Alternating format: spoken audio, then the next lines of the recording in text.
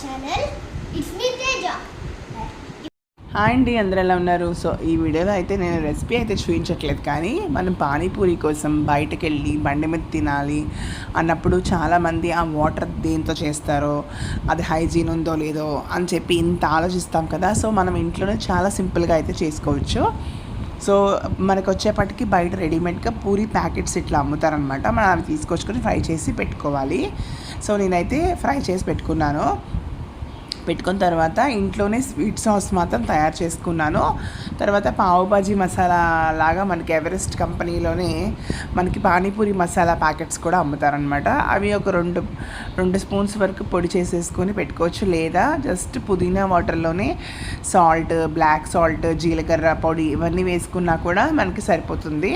And ఇక్కడైతే నేను కొంచెం శనగలును కొంచెం పొటాటోని బాయిల్ చేసేసి దాన్ని చక్కగా ముద్దలాగా దాంట్లోనే ఆనియన్స్, లెమన్ పిండేసుకున్నాను. కొంచెం సాల్ట్, జీలకర్ర పొడి ఇవన్నీ కూడా యాడ్ చేసేసుకుని సో థిక్గా మనం తయారు చేసి పెట్టుకున్నాం అనమాట. సో మనం పూరీలో లోపల పెట్టుకోవడానికి ఇది కూడా చాలా ఈజీ అండి, మనకి తొందరగానే అయిపోతుంది.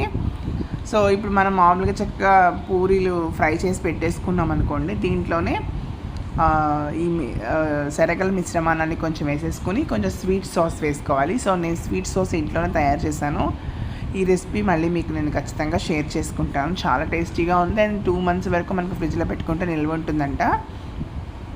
ఇప్పుడైతే మేము సర్వ్ చేసేసుకుని పిల్లలందరికీ పెట్టేసాను అనమాట. చాలా ఇష్టంగా తిన్నారు.